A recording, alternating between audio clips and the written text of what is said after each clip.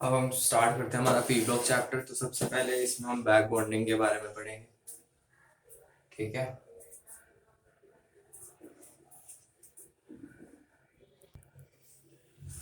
तो back bonding की सबसे पहले हम कंडीशंस देख लेते हैं। एक स्पीशीज के पास तो वेकेंट और वाइटल होना चाहिए। ठीक है। बैक बॉन्ड एक टाइप का बॉन्ड होता है और बॉन्ड सिर्फ दो एटम्स के बीच में बन सकता है। टू बी मोर स्पेसिफिक या फिर लेस स्पेसिफिक बोले, नॉट मोर, स्पीशीज के बारे में बात करते हैं।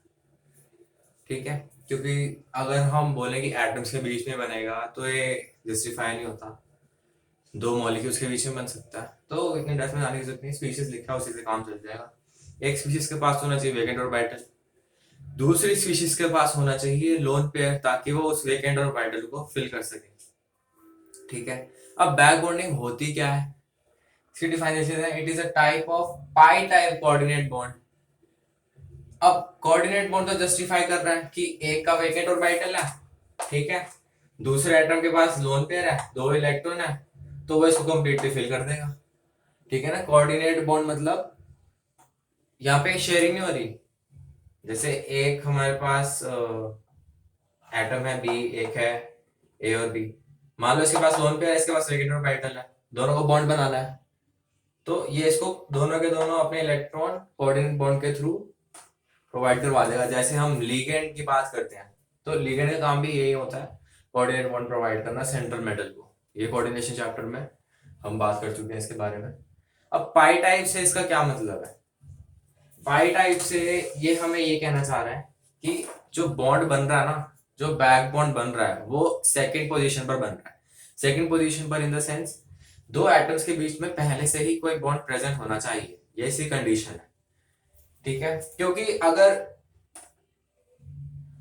कोऑर्डिनेट बॉन्ड की बात है, जैसे एक एटम ये ए और बी है, ए ने इसको कोऑर्डिनेट बॉन्ड दे दिया, तो डोनेट तो इसने भी लोन, इस केस में भी इसने इसको इसके लोन पे, इसने इसके वेकेंट और वाइटल पे डोनेट किए, कंडीशन भी स्पेसिफाई सेटिस्फाई हो रही है, तो हम इसको बैक बॉन्ड क्यों नहीं बोल रहे।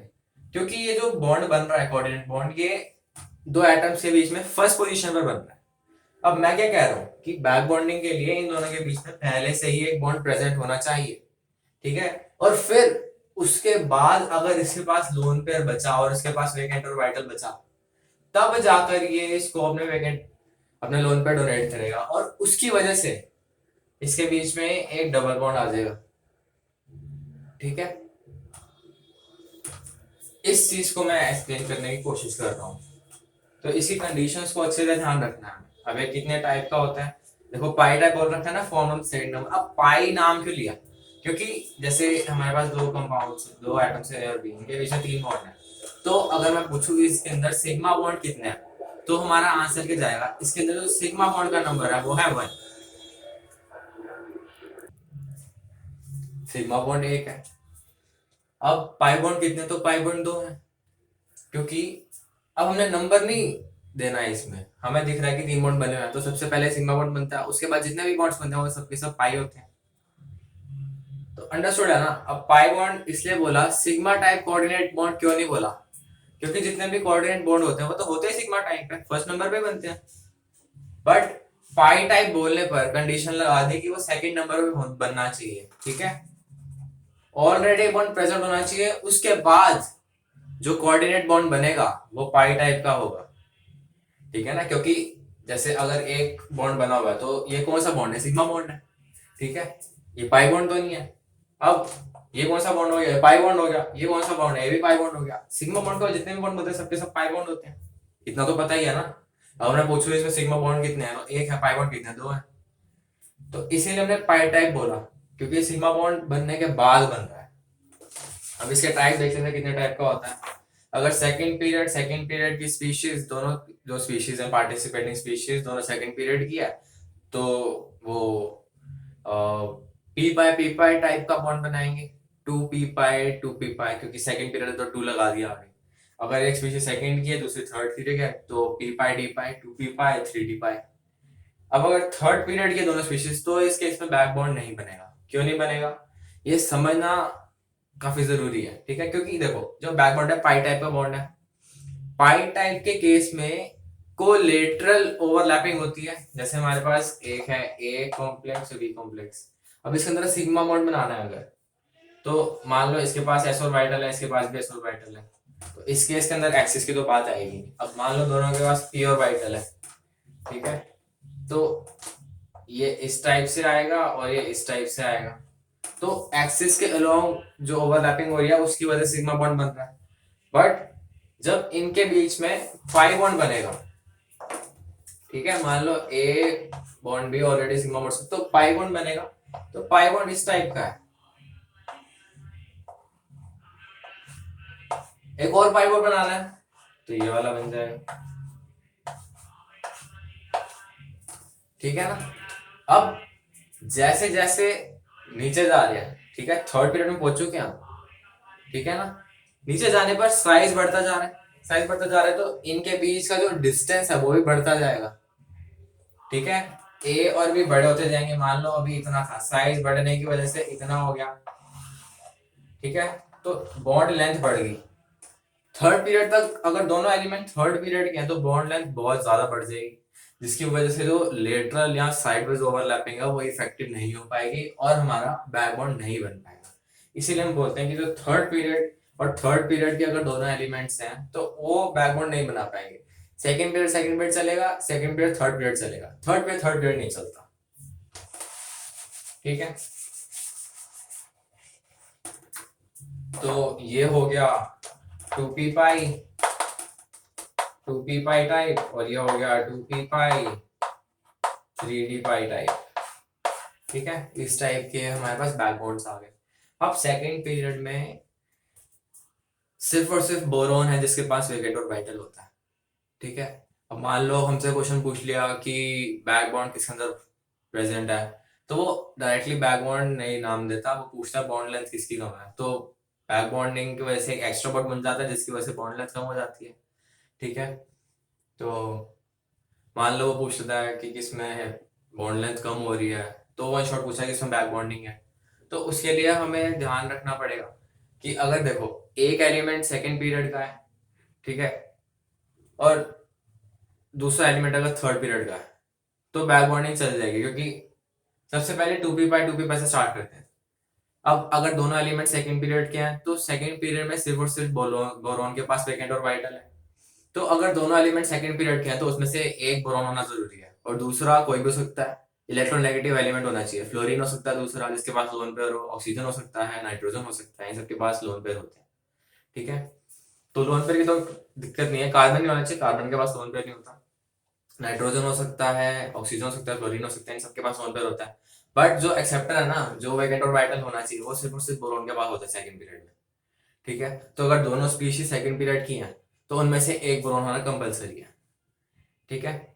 अब अगर सेकंड पीरियड थर्ड पीरियड की है तो कोई टेंशन ही नहीं है, थर्ड पीरियड वाले के पास वेकेंट ऑर्बिटल होता ही होता है, ठीक है, क्योंकि थर्ड पीरियड में आने पर ना हमारे पास डी वेकेंट ऑर्बिटल आ जाता है, ठीक है। डी के ऑर्बिटल बहुत ज्यादा होते हैं, 1 2 3 5 ऑर्बिटल होते हैं, तो पेयरिंग करा के हम वेकेंट इजीली करवा सकते हैं, ठीक है। तो अगर एक एलिमेंट अब 2p पाई 3d पाई में आने पर हम देखते हैं एक एलिमेंट थर्ड पीरियड का होगा, एक पीरियड सेकंड का होगा, तो इसमें इजीली बन सकता है बॉन्ड, ठीक है। अब हम इसकी तरफ आते हैं, टाइप के देख लेते हैं, 2p पाई एक बार स्टडी कर लेते हैं, p पाई। इसमें एग्जांपल बता रखा है BF3, हमारे पास था boron, hydrogen, helium, lithium, beryllium, boron, 5 atomic number है, तो इसकी इलेक्ट्रॉनिक कॉन्फ़िगर हो जाएगी 1s2 2s2 2p1, ठीक है।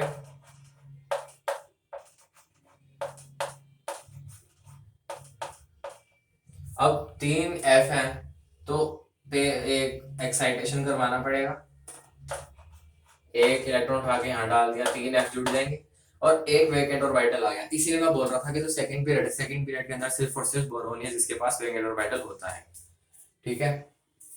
वेकेंट ऑर्बिटल है और फ्लोरीन के पास लोन पेयर तो होती है, तो इसका जो लोन पेयर था उसने बोरोन के वेकेंट ऑर्बिटल में इलेक्ट्रॉन डोनेट कर दिए कोऑर्डिनेशन बॉन्ड बनाने के लिए।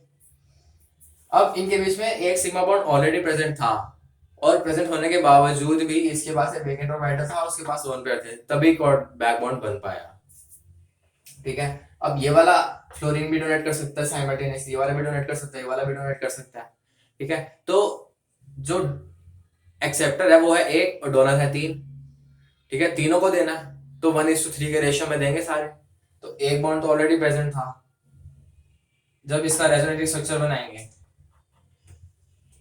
तो इसमें जो इस बॉन्ड की वैल्यू होगी ना, ये 1/3 होगी, क्योंकि हमारे पास वेकेंट और वाइटल तो एक ही है ना। अब एक ही और वाइटल में तीनों को देना है तो 1:3 के रेशियो में देंगे। तो एक बॉन्ड ऑलरेडी प्रेजेंट था और 1/3 बॉन्ड और बन गया। इसकी वजह से इसका जो बॉन्ड ऑर्डर है वो बढ़ जाएगा, जिसकी वजह से बॉन्ड लेंथ कम हो जाएगी। तो वो हमसे क्वेश्चन पूछ सकता है in which of the following options bond length is less than expected. ठीक है, तो BF3 अगर ऑप्शन में है तो हमें उसे कंसिडरेशन में लेना पड़ेगा। अब मान लो ऑप्शन में BF3 भी दे रखा है और HBF2 भी दे रखा है, तो क्या करेंगे? तो भी सेम स्ट्रक्चर है। ठीक है, बस एक F की जगह H को रिप्लेस कर दो। अब इसके अंदर क्या हो रहा है, इसको तो साइड कर दो, इसको तो लोन पे रहने देगा ही नहीं। अब इस बोरॉन को 2 फ्लोरीन दे रहे हैं। ठीक है, तो ये आधा आधा देंगे। अब तो ये भी 50% देगा और ये भी 50% देगा, तो यहाँ पे 1/3 की जगह 1/2 हो जाएगा। तो बॉन्ड ऑर्डर की वैल्यू 1.5 आएगी, जिसकी वजह से HBF2 के अंदर बॉन्ड लेंथ और कम हो जाएगी। अब मान लो H2BF हो गया तो उसके अंदर तो कंप्लीटली सिर्फ और सिर्फ क्लोरीन ही देगा, तो बॉन्ड ऑर्डर 2 हो जाएगा, बॉन्ड लेंथ बहुत ज्यादा कम हो जाएगी। तो इन सब फैक्टर्स को भी हमें ध्यान में रख के चलना पड़ेगा। ठीक है, अब ये तो एक बॉन्ड जो था वो ऑलरेडी प्रेजेंट था। अब जो सेकंड बॉन्ड बना due to back bonding, it is formed only when there existed some bond previously. पहले एक बॉन्ड होने के बाद ही बैक बॉन्ड बन सकता है। ठीक है, अब इसके बाद हम 2p पाई 3d पाई टाइप को डिस्कस कर लेते हैं, क्योंकि वो भी बड़ा इंपॉर्टेंट है। अब हम आते हैं p पाई d पाई की तरफ। ठीक है, तो p पाई d पाई नाम से सजेस्ट कर रहा है कि एक एलिमेंट जो है वो सेकंड पीरियड का होना चाहिए और दूसरा जो स्पीशीज है वो थर्ड पीरियड का होना चाहिए। ठीक है, तो हमारे पास कॉम्प्लेक्स है, इसका जो फॉर्मूला आएगा एग्जाम में लिखा हुआ वो आएगा NSiH3 होल थ्राइस। ठीक है, वो फॉर्मूला लिख के देगा, हमें स्ट्रक्चर खुद बनाना पड़ेगा। जैसे NH3 होता है, सेम इसका कंसेप्ट वैसा ही है, H की जगह बस ऐसा ही H3 लिखा हुआ है। तो ऐसा जब हम स्ट्रक्चर बनाएंगे तो इसमें हमें देखने को मिलेगा कि जो सेंट्रल मेटल है ना, इसका पास लोन पेयर है। ठीक है, और जो दूसरा स्पीशीज है वो है थर्ड पीरियड का, carbon silicon germanium. Silicon third period का है तो इसके पास वेकेंट और वाइटल होगा। तो जो नाइट्रोजन है सेकंड पीरियड का एलिमेंट थर्ड पीरियड के एलिमेंट को इलेक्ट्रॉन डोनेट करेगा। अब इस केस के अंदर लोन पेयर तो खा गया, जिसकी वजह से जो हाइब्रिडाइजेशन थी वो चेंज हो गई। यहाँ पर हाइब्रिडाइजेशन क्या थी, sp3, यहाँ पे क्या रहेगी sp2। तो हाइब्रिडाइजेशन sp3 से sp2 रहेगी। अब ये हर केस में नहीं होता। ठीक है, पहले वाला केस था BF3, उसके अंदर हाइब्रिडाइजेशन तो चेंज हो रही थी ना। BF3 था, sp2 था, ट्राइगोनल प्लेनर, sp2 का sp2 ही रहा, ट्राइगोनल प्लेनर ही रहा। अब ऐसा क्यों हो रहा है? देखो, जब हम इसका स्ट्रक्चर बनाते हैं तो मान लो हमारे पास है नाइट्रोजन। नाइट्रोजन के valence central metal nitrogen, nitrogen के वैलेंस इलेक्ट्रॉन 5 होते हैं, 1 2 3 4 5। ठीक है, ये वैलेंस शैलेस के अंदर इलेक्ट्रॉन है। अब 3 हमारे पास हाइड्रोजन है, ऐसा ही H3 को हाइड्रोजन जैसा अज्यूम करके चलते हैं, तो 3 मोड तो हाइड्रोजन बना लेगा, एक हमारे पास लोन पेयर बच गया।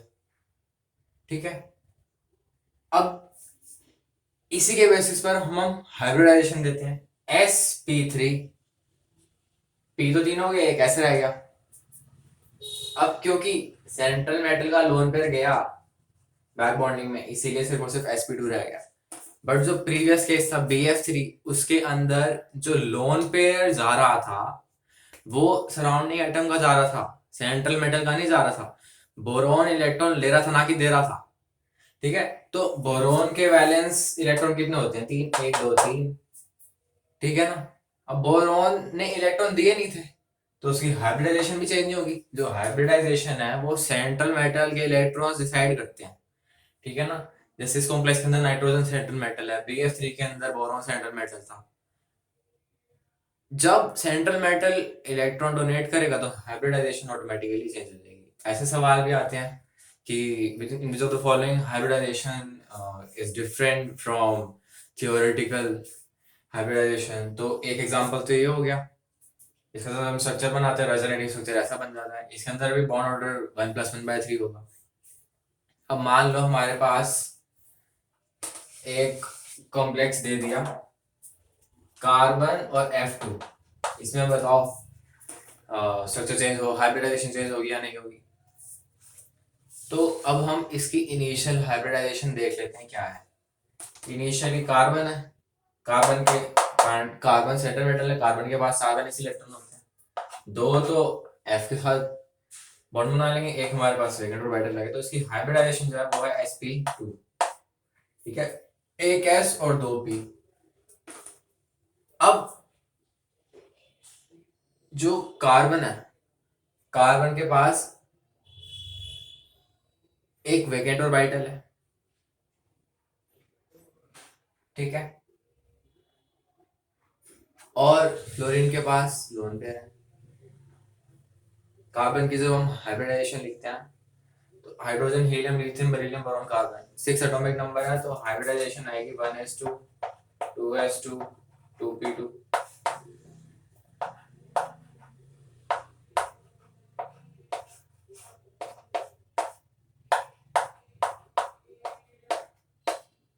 ठीक है, लोन पेयर है उसके पास, एक एक फ्लोरीन भी है, एक एक बॉन्ड फ्लोरीन ने बना लिया, एक विकेट और वाइटल रह गया। ठीक है, क्योंकि अगर इसके पास 4 फ्लोरीन जुड़ रहे होते तो हम इसमें एक्साइटेशन करवा देते, यहाँ वाले इलेक्ट्रॉन उठा के यहाँ डाल देते, 4 अनपेड इलेक्ट्रॉन आ जाते, 4 बॉन्ड बन जाते।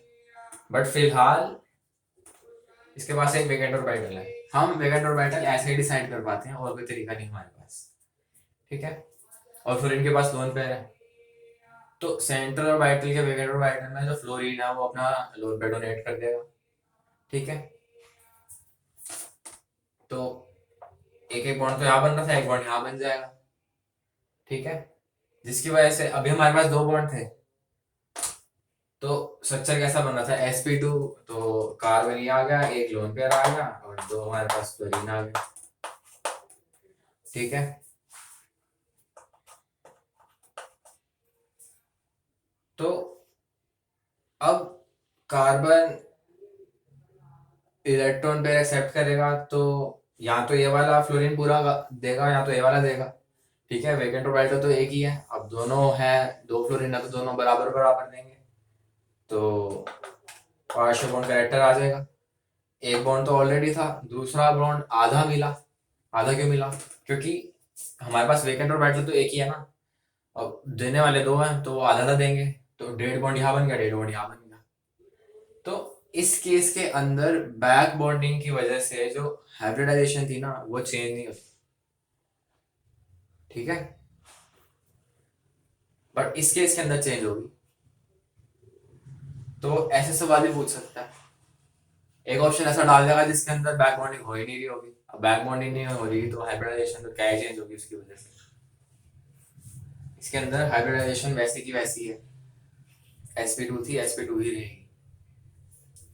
अब हम अगले टॉपिक की तरफ बढ़ते हैं।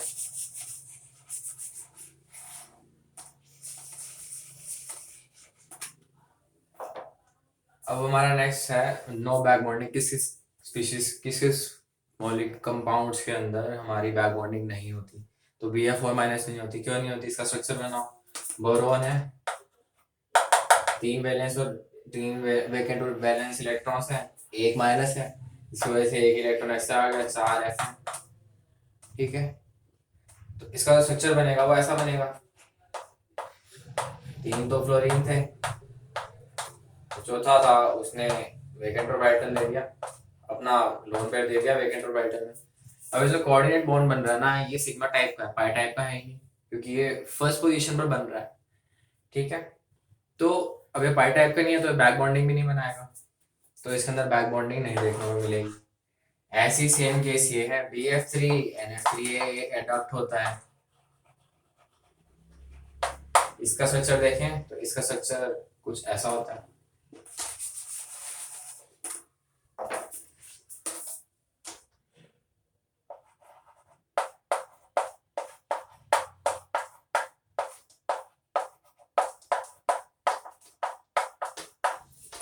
इसके अंदर भी जो लोन पेयर डोनेशन आ रहा है वो सेकंड नंबर पर हो रहा है। जो कोऑर्डिनेट बॉन्ड बन रहा है, बैक बॉन्डिंग में कोऑर्डिनेट बॉन्ड होना जरूरी है, बट वो सेकंड नंबर पर बनना चाहिए। Should be pi type, sigma type का नहीं होना चाहिए। तो इसके अंदर भी बैक बॉन्डिंग देखने को नहीं मिलेगी। ठीक है, अब इसे कॉन्सिक्वेंसेस देख लेते हैं बैक बॉन्डिंग की, क्या क्या कॉन्सिक्वेंसेस रहते हैं। तो बैक बॉन्डिंग की वजह से बॉन्ड ऑर्डर बढ़ता है, एक एक्स्ट्रा बॉन्ड आ जाता है, जिसकी वजह से जो बॉन्ड की स्ट्रेंथ है वो बढ़ जाती है। बॉन्ड एनर्जी भी बढ़ जाएगी, क्योंकि जब बॉन्ड की स्ट्रेंथ बढ़ेगी तो बॉन्ड को ब्रेक करने के लिए ज्यादा एनर्जी देनी पड़ेगी, बॉन्ड एनर्जी की वैल्यू भी बढ़ जाएगी और बॉन्ड लेंथ कम हो जाएगी। ये तो हमने देख ही लिया। Bond order increases, bond strength increases, bond energy increases, bond length decreases. अब ये क्वेश्चंस भी आ सकते हैं, Lewis acidic strength, Lewis basic strength. तो due to back bonding Lewis acidic strength decreases as well as Lewis basic strength also decreases.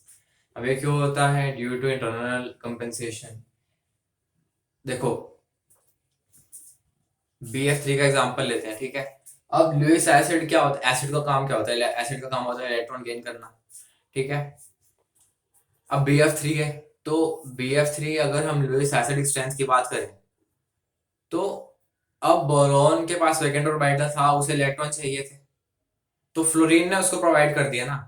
उसके molecule के components ने ही उसको प्रोवाइड कर दिए, तो जो उसके डिमांड थी वो इंटरनली फुलफिल करा दी गई, तो वो बाहर से लेगा ही नहीं, ठीक है ना। वो बाहर से इलेक्ट्रॉन लेगा ही नहीं, तो उसकी एसिडिक स्ट्रेंथ ऑटोमेटिकली कम हो जाएगी। अब लुईस बेस स्ट्रेंथ की तरफ चलें तो लुईस बेस बेस का काम क्या होता है? इलेक्ट्रॉन पेयर डोनेट करना। अब BF3 के अंदर ही देखो, जो फ्लोरीन के पास लोन पेयर थे वो उसने अपने ही अंदर डोनेट कर दिए, तो बाहर देने की टेंडेंसी कम हो जाएगी। बाहर किसी अगर मॉलिक्यूल को चाहिए होगा तो देने की टेंडेंसी कम हो जाएगी, जिसकी वजह से लुईस बेस स्ट्रेंथ भी कम होगी।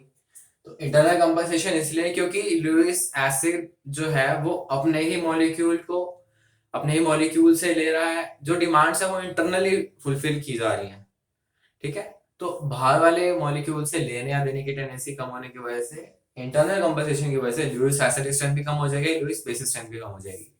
अब if conjugate base of an acid stabilizes in presence of back bonding after removal of H plus, then Ka for the acid is high, that is good acid or more acidic nature because the removal of H plus is favored। अब जैसे हमारे पास कोई acid है Ha है मान लो, ठीक है, या फिर COOH है। जब ये H प्लस देगा तो H प्लस देगा प्लस A माइनस देगा, ये COO माइनस देगा प्लस H प्लस देगा, ठीक है। और मान लो इसलिए जो कॉन्जुगेट बेस है, देखो ये लुईस छोड़ो एसिड था, तो एसिड बनाएगा conjugate base, hydrogen release H plus release करने के बाद जो कॉन्जुगेट बेस है, मान लो उसके अंदर बैक बॉन्डिंग हो रही है।